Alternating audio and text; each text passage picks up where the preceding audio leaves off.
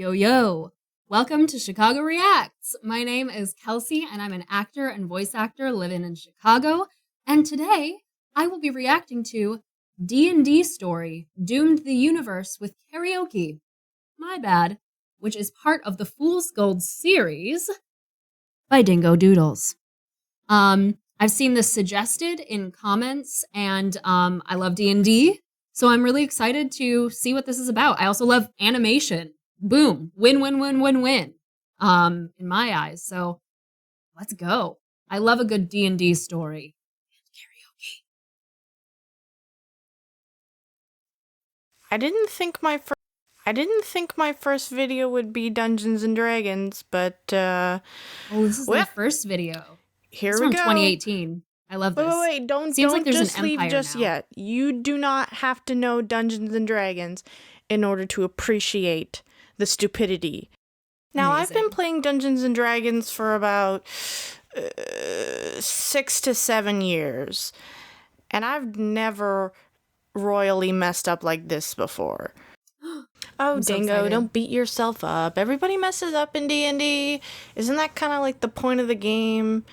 Everybody TPKs their team eventually. No. I mean, stray fireball gets out of your hand. One of your teammates has something explosive on their back, and boom, new campaign. No, but you don't understand. I TPK'd the universe. Just a little bit of background. How? This was a 3.5 campaign done by my boyfriend Felix, and there were about 5 players. At the time, there was only 3 of us, because the other 2 were sick. My character was a level 6 wild mage named Sips. The thing about a wild mage is that they can cast magic, but they have a percentile where their magic can go wild, where I've always wanted to play as a wild mage, but I've never had the courage because I'm aware that crazy things can happen, and I'm like, do I want all of my friends to be mad at me? Or do I want to have chaos fun times? And I've not chosen chaos fun times yet. Perhaps someday.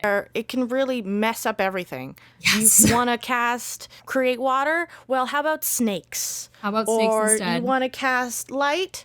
Well, how about a dire bear?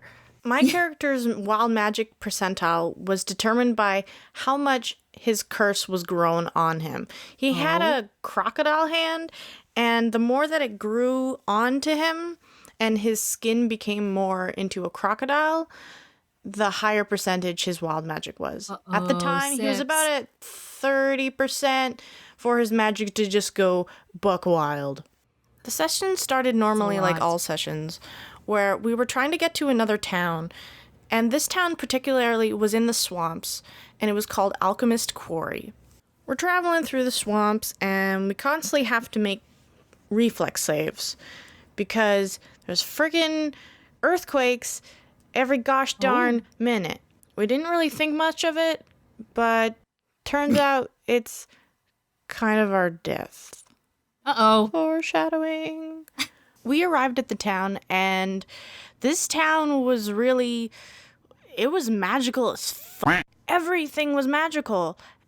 All the buildings, all the people, just magic, magic, magic, magic. Cute. Since there were only about 3 of us instead of the normal 5, we kind of all looked at each other and went, want to go get drunk? Heck yeah. We went for... It's always the thing. Want to go to let's go to the tavern first and learn about the place. But it's secretly let's all get drunk. Drink, and my character doesn't really drink. He's never gotten drunk before. So initially when he went to the bar, he kind of hung out and did nothing until one of the players in my group went up to me and said, "Hey, you want to sing karaoke with me?" And Sips was like, I'm gonna have to get really drunk for that. So he rolled and he got a natural 1. So he kind of just looked at the drink and was instantly smashed.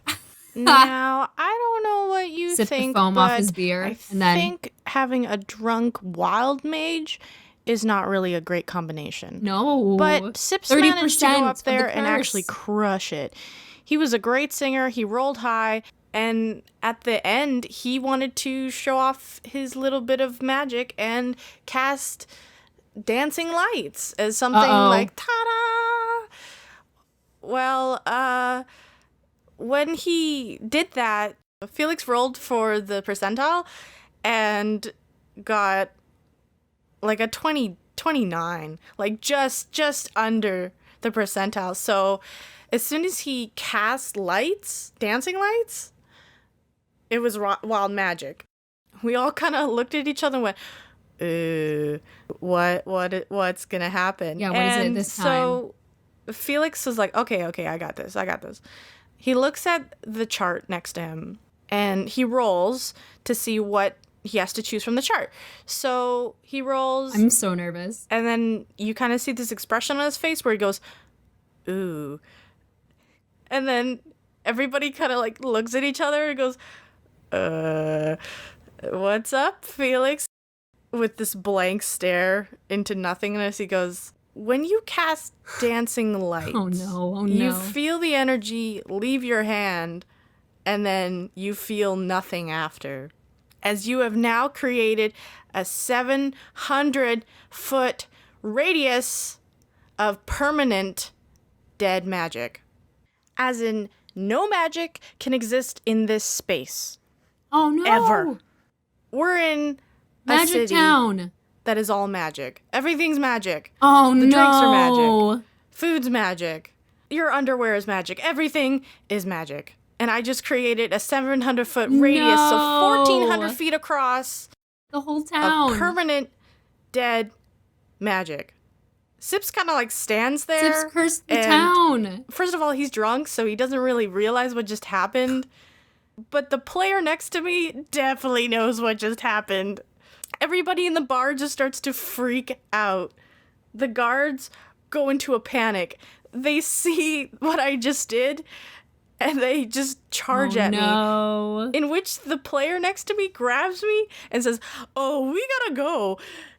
We run down the alley being chased by these. Yeah, I'm sure at that point, too, if you're that drunk, if you rolled a 1, you're going to be so drunk that you probably have like crazy disadvantage on initiative or attack rolls or anything. You're going to get got. Pretty pissed off guards and pretty pissed off civilians. And my character's like, what's everybody so mad about?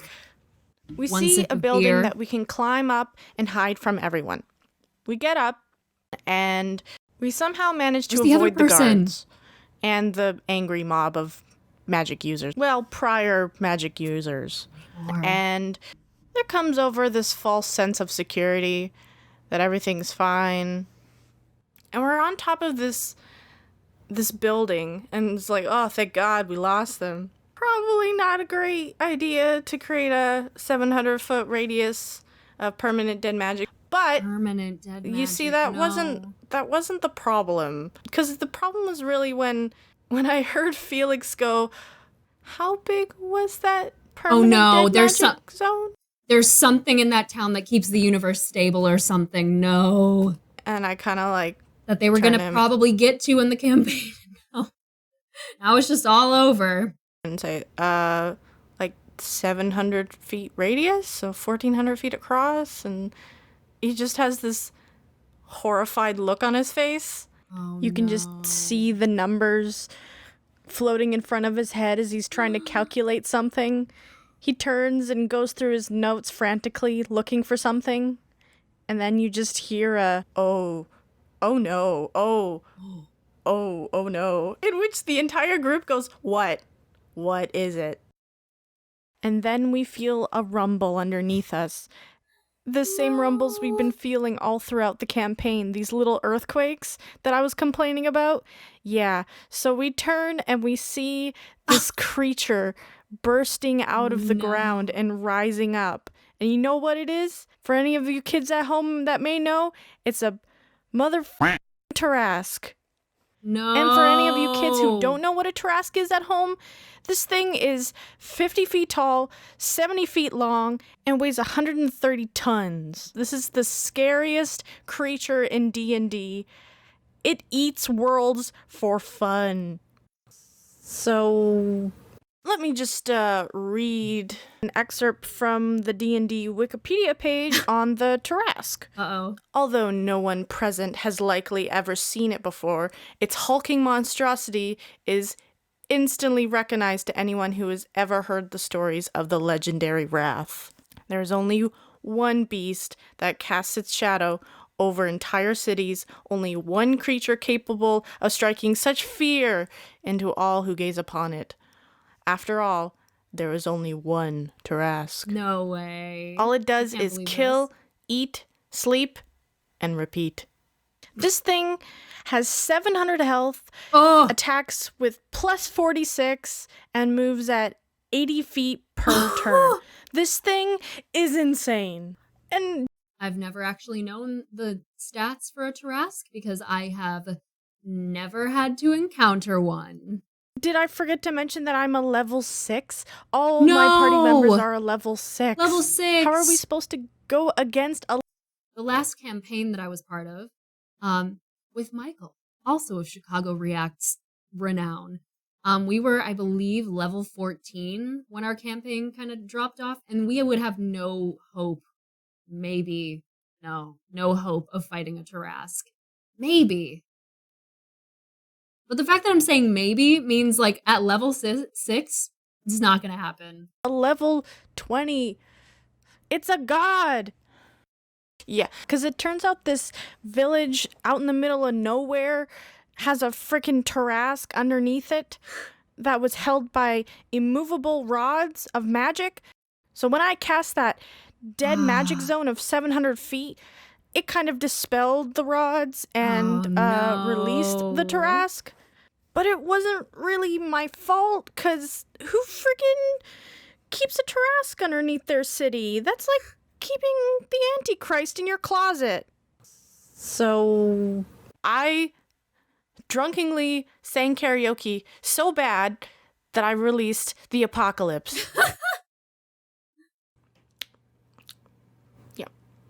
Yeah. Today's video... Yeah.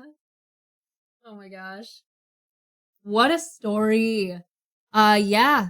I've never done anything like that or screwed up that badly in a campaign. Not once. Not even when one of our little animal companions turned out to be that I only had the power to summon from a little stone. Turned out to be the last surviving dragon. Not even then. Because something bad could have happened with that. Well, it turned out that, okay, it was the last surviving dragon wild shaping into a spider. And it would only appear to us as a tiny, tiny spider who was kind of nosy and sassy. So, but nothing bad ever happened because I wasn't a wild mage. I still want to play as a wild mage because you know what? Even if something crazy happens, probably nothing this bad will happen. Probably. Anyway, thanks for, I'm so sorry. Actually, I can see who suggested it right here, potentially. No, I can't. Well, anyway, if you suggested this, you know who you are, and thank you for suggesting this. It was so fun, so up my alley, and I had a blast, and I hope you all did too. If you liked this video, be sure to like it and subscribe to our channel for more content like this, and I'll see you next time.